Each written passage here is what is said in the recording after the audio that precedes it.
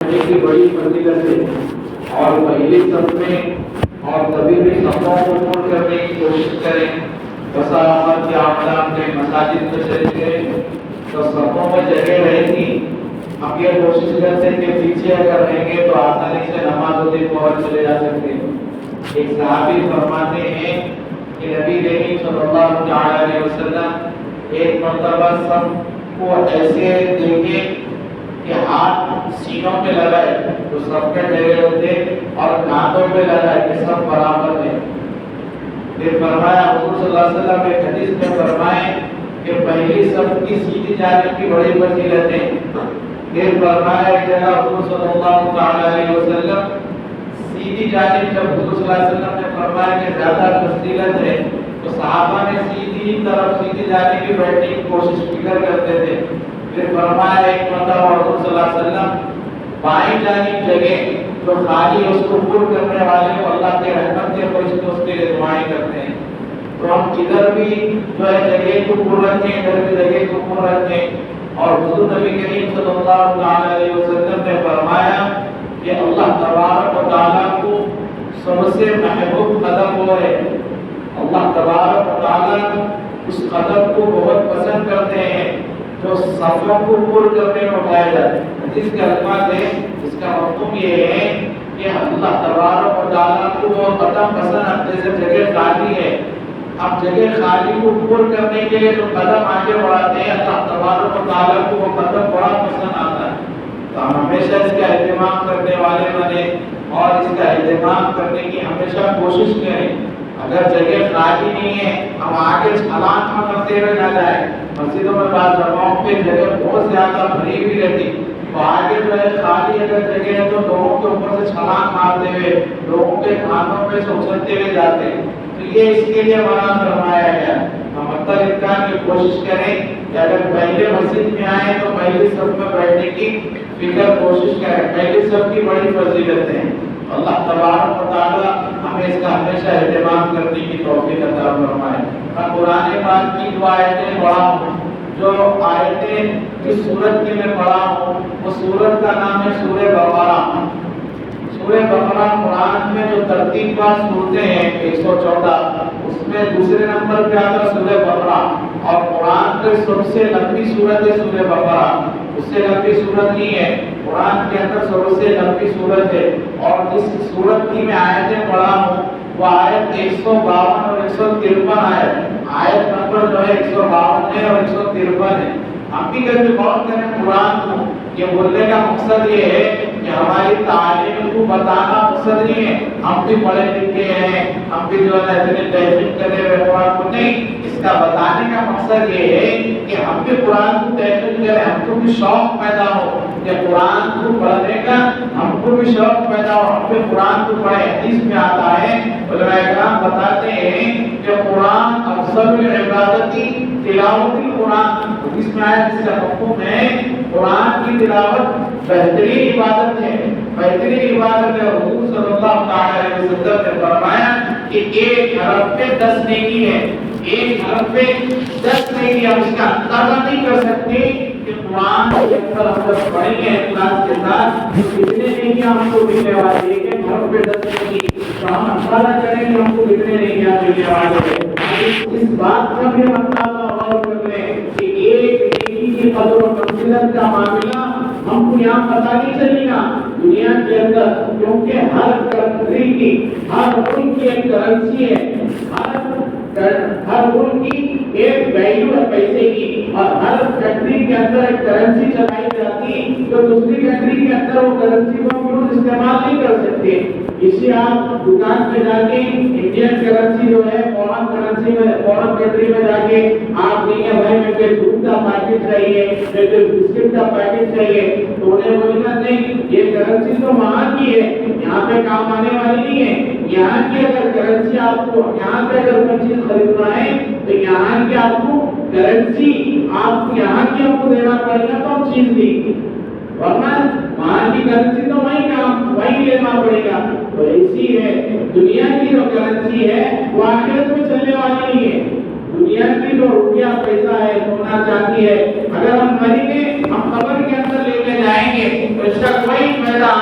والا نہیں ہے، اور ہم مریں گے تو ایسے کوئی عقل مند لوگ نہیں ہے کہ ہمارے قبر کے اندر ہمارا مال و زر رکھ کے ہم دفن کریں، نہیں، ہمارا مال و متاع سب اوپر زمین پہ رہنے والے ہمارا پورا مال رکھ لیں گے، ہماری جائیداد رکھ لیں گے، ہمارا روپیہ پیسہ، ہماری گاڑی موٹر، ہر چیز دنیا والے رکھ لیں گے، حتیٰ کہ ہمارے جو کپڑے ہیں وہ بھی جو نہلانے کے لیے ہماری زبان کے اندر حضرت رسول وہ نہلانے کے لیے آتا تو وہ بھی پھاڑتے ہوئے نکالتا، اتارتا نہیں بلکہ خینچی سے پھاڑتے ہوئے نکال کے ایک کونے میں پھینک دیتا، گھر والے بھی اس کے بستر کو باہر پھینک دیتے، کپڑوں کو باہر پھینک دیتے، وہ بھی مر گئے، اس کے کپڑے بھی پھینک۔ ہماری حقیقت کا معاملہ یہ ہے، ہم اندازہ کریں کہ ہم جو دنیا کے اندر ہیں تو ہم کو آخرت کی کرنسی یہاں پہ جمع کرتے ہیں۔ یہاں پہ آخرت کی کرنسی کیا ہے؟ آخرت کی کرنسی یہ ہے کہ ہمارے جو اللہ کے احکامات ہیں ہمارے اوپر، اللہ تبارک و تعالی جو میں آیت پڑھا اس کے اندر فرما رہے ہیں کہ تم مجھے یاد کرو، تو مجھے یاد کرو۔ یاد کرنے کا مطلب ہرگز یہ نہیں ہے کہ ہم ہاتھ کے اوپر جو ہے ذکر کرتے ہوئے بیٹھ جائے، تسبیح لیتے ہوئے ہم دوسرے فرائض کو چھوڑ دیں، نہیں، ہم جو ہے تمام اعمال جو اللہ تبارک و تعالیٰ نے ہم کو دیا ہے اس پر عمل ہم کریں، یہ اللہ کو یاد کرنے کا مطلب ہے۔ ہم لوگ کوئی برا کام کر رہا ہے اس کو روک کے کہ اللہ کو جو ہے یاد کرنے کا مطلب ہے، اور اللہ کو یاد کرنے کی سب سے بڑی فضیلت یہ ہے، اللہ تبارک و تعالیٰ کو یاد کرنے کی یہ سب سے بڑی فضیلت ہے کہ اللہ تبارک و تعالیٰ فرمائے فَاذْكُرُونِي أَذْكُرْكُمْ، اللہ کیا فرمائے؟ تم اگر مجھے یاد کریں گے تو اللہ کو یاد کرنے کی فضیلت یہ ہے اللہ خود بندے کو یاد کرے۔ اللہ کو اگر ہم یاد کریں کتنی بڑی فضیلت ہے اللہ کو یاد کرنے کی۔ اللہ فرمائے تم مجھے یاد کرو گے تو میں خود تمہیں یاد کروں۔ حدیث میں آیا ہے حضرت ابو ہریرہ رضی اللہ تعالیٰ ایک صحابی ہے، وہ روایت کرتے ہیں کہ نبی کریم صلی اللہ علیہ وسلم نے فرمایا اللہ تبارک و تعالیٰ کو جو تنہائی میں یاد کرتا ہے، جو اکیلے میں یاد کرتا ہے، اللہ تبارک و تعالیٰ اسے اسی طرح یاد فرماتے ہیں۔ اگر کوئی بندہ اللہ تبارک و تعالیٰ کو جماعت کے اندر یعنی مجمع میں یاد کرتا ہے تو اللہ تبارک و تعالیٰ اس سے بہترین مجمع میں، اس سے بہترین جماعت میں اللہ تبارک و تعالیٰ اس بندے کو یاد کرتا ہے۔ اللہ کو یاد کرنے کا مطلب، اللہ کو یاد کرنے کا مطلب یہ ہے کہ اللہ کے احکامات پر ہم پوری طرح اترتے ہیں، اللہ تبارک و تعالیٰ کے احکامات پر ہم پوری طرح عمل کریں۔ اللہ تبارک و تعالیٰ فرما رہے ہیں کہ ہماری نعمتوں کا، اللہ کی بڑی نعمت ہے ہمارے پاس، ہم شمار کرنا چاہیں تو ہو سکتا ہماری یہ زندگی کم پڑ جائے، آنے والے اگر 100 سال کے اللہ تبارک و تعالیٰ اگر ہم کو زندگی دیا ہے تو ہم اللہ کی نعمتوں کا شمار، اس کا حق ادا نہیں کر سکتے، اس کی شکر ادا نہیں کر سکتے۔ اللہ تبارک و تعالیٰ اللہ کی نعمتوں کا حق ہم ادا نہیں کر سکتے، اس کا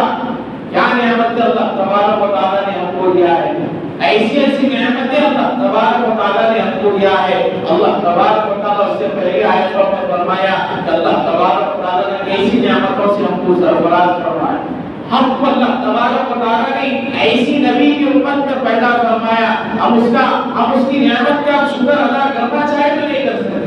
حضور صلی اللہ علیہ وسلم کی امت کا اللہ تبارک و تعالیٰ نے پیدا فرمایا، تو ہمارے لیے حضور صلی اللہ علیہ وسلم نے ہمارے لیے جو پیغامات ہم تک بھیجا ہے، جو پیغامات، جو باتیں ہم تک آئی ہیں، جو احادیث کے ذریعے ہم کو چاہیے اس پر ہم عمل کریں۔ ہمارا تقاضا یہ ہے اللہ کی جو ہے ماننے کا، اللہ کو یاد کرنے کا تقاضا یہ ہے کہ تمام تر ہماری زندگی اللہ کے احکامات پر گزرے۔ اللہ فرمائے تو اپنی اللہ کی نعمتوں کا شکر ادا کرو، اس کی ناشکری مت کرو، اس کا شکر ادا کرو۔ اللہ تبارک و تعالیٰ نے جو نعمتیں دی اللہ کی کبریائی بیان کرو، اللہ تبارک و تعالیٰ کی نعمتوں کا شکر ادا کرو کہ اللہ تبارک و تعالیٰ نے باصلاحیت ہم کو رکھا۔ اللہ تبارک و تعالیٰ کی ایسی نعمت ہے ہم چل کر مسجد تک آئے، اللہ تبارک و تعالیٰ کی ایسی نعمت ہمارے پاس ہے کہ ہم اچھے برے کی تمیز کر سکتے۔ اللہ تبارک و تعالیٰ کی نعمت ہمارے پاس ایسی ہے ہم جو ہے برے اور اچھے کام کی ہم تمیز تمیز کر سکتے ہیں۔ اللہ کی نعمت ہمارے پاس ایسی ہے کہ ہم کھائے کا ہضم ہو سکتا، اللہ کی نعمت ہمارے پاس ایسی ہے کہ ہم آسانی کے ساتھ سانس لے سکتے ہیں، اللہ کی نعمت ہمارے پاس ایسی ہے کہ ہمارے جسم کے اندر خود بخود خون فلٹر ہوتے جا رہا۔ ہم غور کریں ہمارے جسم کے اندر جس کو خون فلٹر ہونا رک جاتا، ہم ان سے دریافت کریں جو خون فلٹر ہونا رک جاتا۔ ہم ایسا سمجھ رہے ہیں کہ جو بیمار ہوتے ہیں ان کا یہ خون فلٹر ہوتا، نہیں، ہمارا بھی خون روزانہ فلٹر کبھی ماہرین سے دریافت کریں کہ آج جو گردوں کے امراض میں مبتلا ہے، جو ڈائلسس میں ہے، اس کو ہم دیکھیں کہ وہ کیسے مرض میں مبتلا ہیں، جو لنگس کے پیشنٹس ہیں ان کو دیکھیں کیسا وہ ایک ایک سانس لینے کے لیے ترستے ہیں۔ ہم دیکھیں، تصور کریں، غور کریں، جو لنگس پھیپھڑوں کی بیماری جس کو لگی ہے، پھیپھڑے جس کے خراب ہو گئے، آکسیجن لگانا پڑتا ہے کو سانس لینے کے لیے، اور رات کو سو نہیں سکتے، ان کو چین سے نہیں لے سکتے جب تک ان کو سلنڈر نہیں لگائے، جب تک ان کو آکسیجن نہیں لگائے۔ اللہ کی کیسی نعمت ہے، اگر آکسیجن لگائے تو اللہ کا آکسیجن ہم استعمال کریں۔ یہ تو ہوا چل رہی ہے، ہوا کے اندر بھی کئی زہریلے وائرس ہیں،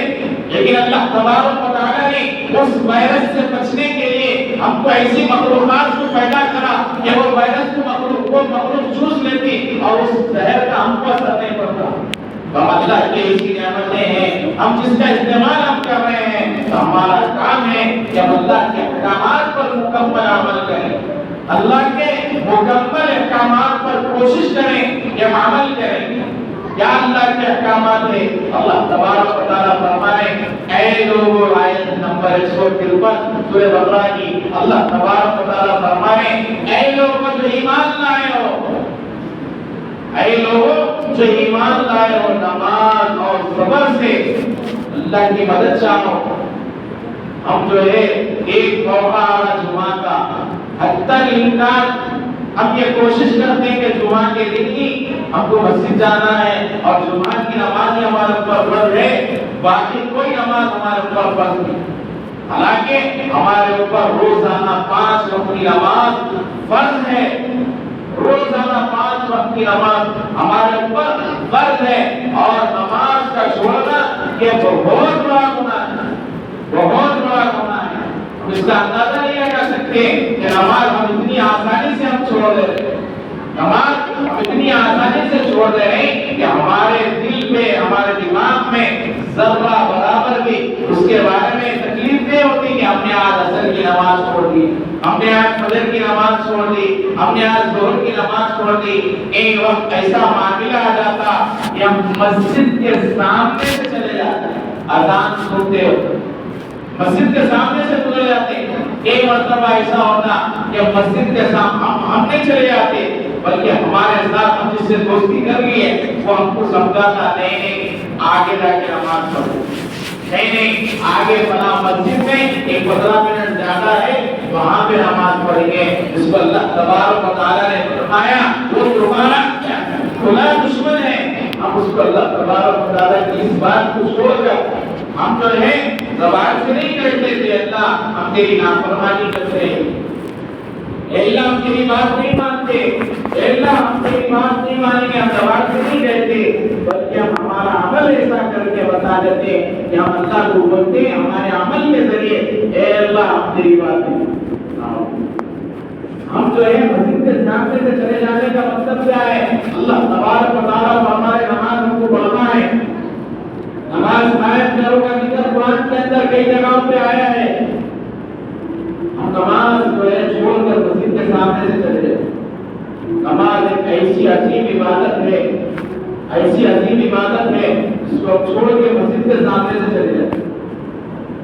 نماز کا پڑھنا یہ ہمارے اوپر فرض ہے، 5 وقت روزہ۔ ہم خود اندازہ کریں ہماری کتنی نمازیں چھوڑ دیں، اور ذرا سر کا معاملہ آ گیا ہمارے جو ہے زندگی سے، میں اپنے موٹے الفاظ میں بتاؤں تو صبر کا جو معاملہ آیا تو اللہ تبارک و تعالیٰ فرمائے صبر اور نماز کے ذریعے جو ہے تم اللہ سے مدد چاہو، صبر کا جو معاملہ آیا ہماری زندگیوں سے نکل گیا،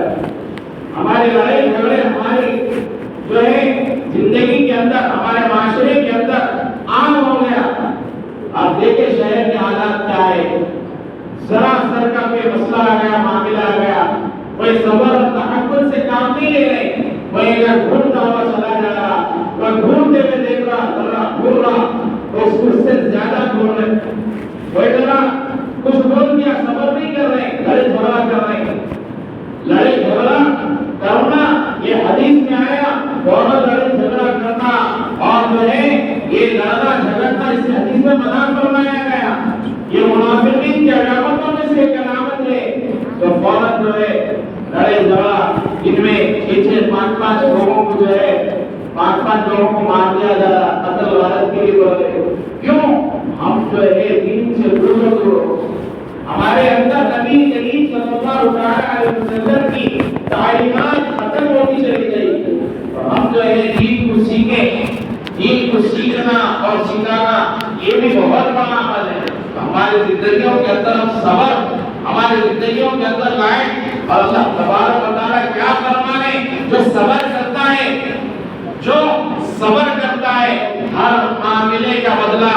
اللہ تبارک و تعالیٰ دینے والے ہیں، نماز پڑھیں گے اس کا ثواب ملے گا، روزہ رکھیں گے اس کا اجر ملے گا، زکات دیں گے اس کا اجر ملے گا، ہم جو حج کو جائیں گے اس کا اجر ثواب ملے گا، ہم جتنے بھی اعمال کریں گے اس کا ثواب ملنے والا ہے۔ جہاں پہ صبر کا معاملہ آیا اللہ تبارک و تعالیٰ صبر کرنے والوں کے ساتھ رہتا ہے،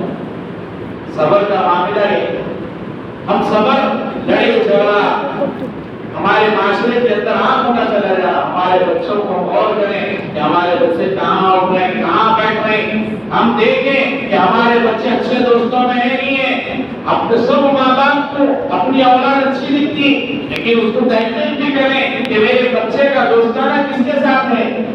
میرے بچے کا دوستانہ شرابی کبابی کے ساتھ تو نہیں ہے، ہم کو ہمارا بچہ اچھا نظر آتا، ہمارا بچہ ہمارے سامنے اچھا رہتا، ہم دیکھیں ماحول میں کون سے ماحول میں رہتا ہمارا بچہ، ہم دیکھیں ہمارا بھائی کون سے ماحول میں ہے، ہم دیکھ کے اس کو روکیں، اگر اس چیز کو روکنا ہے تو ہم ہمارے اولادوں کو ہمارے بھائیوں کو ہم دیکھ کر روکیں برائی سے، یہ برائی سے روکنا یہ بھی اللہ کو یاد کرنے کا مطلب ہے کہ اللہ تبارک و تعالیٰ نے جو فرمایا تم اگر مجھے یاد کریں گے تو میں تمہیں کو یاد کروں گا، اللہ سے حکم اللہ کے لیے ڈرانا اپنی اولادوں کو اور اپنے بھائیوں کو یہ بھی اللہ کو یاد کرنے کا مطلب ہے، اپنی اولادوں کو ہم دیکھیں کہ اپنے بچے کہاں بیٹھ رہے ہیں کہاں جا رہے ہیں، ہم یہ چیز کو جو ہے معلوم کریں کہ ہمارے اولاد کہاں جا رہے ہیں اور ان کو صبر کی تلقین دے، جب صبر کرنے والا ہے تو اللہ خود اس کے ساتھ ہے، جب اللہ خود ساتھ ہو گیا تو ہر چیز ہماری ہوگی۔ ایک شاعر لکھنے والے لکھے یار کی مرضی کے تابع یار کا دم بھر کے دے، سب کو اپنا کرنے والے یار کو اپنا کر کے دے، یار تیرا ہے تو تیری ہے ساری کائنات، سب تماشے کر چکا ہے یہ بھی تماشا کر کے دے، ہمارا جب اللہ ہمارا ہو گیا تو ساری چیزیں ہماری۔ ایک بادشاہ تھا دربار میں اعلان کیا، ساری ہیرے جواہرات کو رکھ دیا، رکھ کر اعلان کیا جو جس کے ہاتھ رکھے گا وہ اس کا ہو جائے، سمجھنے کے لیے بتا رہا ہوں میں کہ وہ جس کے ہاتھ رکھے گا وہ اس کا ہو گیا، تو تمام کے تمام لوگ دربار کے اندر دوڑ لگائے، کوئی جو ہے سونے پہ ہاتھ رکھا، کوئی دشرفیوں پہ ہاتھ رکھا، کوئی کس پہ کس پہ، بازو میں کھڑی ایک کالی کلوٹی کام والی اپنے الفاظ میں اگر بتا دو اس کی خادمہ کی بادشاہ کی، وہ بادشاہ کی خادمہ کیا کری، بادشاہ کے اوپر ہاتھ رکھی، بادشاہ کا اعلان کیا تھا جو جس پہ ہاتھ رکھا وہ اس کا ہو گیا، جو خادمہ کی اس کے اوپر ہاتھ رکھی بادشاہ کے اوپر، بادشاہ کہنے لگا کہ سب جگہ جو ہے لوٹنے میں لگے ہوئے تم یہاں پہ ٹھہری ہوئی ہے، وہ سب لوٹنے لگے ہوئے ہیں، اگر میرا ہوگا تو ساری چیزیں میری ہوگی، ہم اللہ کو اپنا بنائیں، مثالیں دینا اللہ کے لیے نہیں ہے، ہمارے سمجھنے کے لیے مثالیں دینا ہے، ہمارے موٹے ذہن ہے، مثال دیے تو آسانی سے سمجھ میں آتی، تو ہم جو ہے سمجھنے کے لیے ہم کو مثالیں دینا ہے، اور ہم مثال اس لیے دیتے بات آسانی سے سمجھ میں آئے، اللہ کو اپنا بنائیں، اللہ جب اپنا بن گیا تو ساری دنیا کی چیزیں بھی ہماری ہوگی اور ہمیشہ ہمیشہ کی جنت بھی ہماری ہوگی۔ جنت ایسی ملنے والی نہیں ہے میرے دوستوں، जन्नत के लिए तमाम अमाल को करना है, अल्लाह के अहकामात को मानना है। अल्लाह जिसको चाहे जन्नत में डाल सकते हैं, लेकिन अल्लाह का कानून है, अल्लाह का ज़ाब्ता है, उस पे हमको चलना है। अल्लाह का जो ज़ाब्ता है, अल्लाह का जो कानून है, अगर हम उसको छोड़कर हम इधर उधर चलेंगे, हम किसी जगह नौकरी मुलाजिमत करेंगे, उसके हम मालिक की बात नहीं मानेंगे तो मालिक हमको तनख्वाह नहीं देता, मालिक हमको महीना होने में मुआवजा नहीं देता। तो हम जो मालिक और का मालिक है, हम उसकी बात नहीं मानेंगे तो हमको मुआवजा क्या मिलेगा आखिरत में? हमको आखिरत में बदला क्या मिलेगा? अल्लाह तबारक व तआला के तमाम अहकामात पर अमल करने की कोशिश करें। तो अल्लाह तबारक व तआला ने जितने भी अहकामात हम तक आए हैं, अल्लाह तबारक व तआला नबी करीम सल्लल्लाहु तआला अलैहि वसल्लम के जरिए, सहाबा के जरिए हम तमाम के तमाम अमाल पर अमल करने की कोशिश करें। और हम ये भी कोशिश करें कि मैं भी अमल करूं, मेरा भाई भी अमल करे, मेरा पड़ोसी भी अमल करे, मेरा अजीज और अकारिब भी अमल करें। अपने तक महदूद नहीं रख लें, हम नमाज पढ़ रहे, मेरा भाई नमाज नहीं पढ़ा तो हम मस्जिद को आते रहे, नहीं। हमारा काम ये है कि हम भी काम अमल करें और अपने भाई को भी अमल की तरगीब दिलाएं। अल्लाह तबारक व तआला से दुआ करें कि अल्लाह तबारक व तआला के ये बात पर अमल करने की तौफीक अता फरमाए। बात कहने में गलती हो गई तो अल्लाह माफ फरमाए। वाखिर दावत अल्हम्दुलिल्लाहि रब्बिल आलमीन।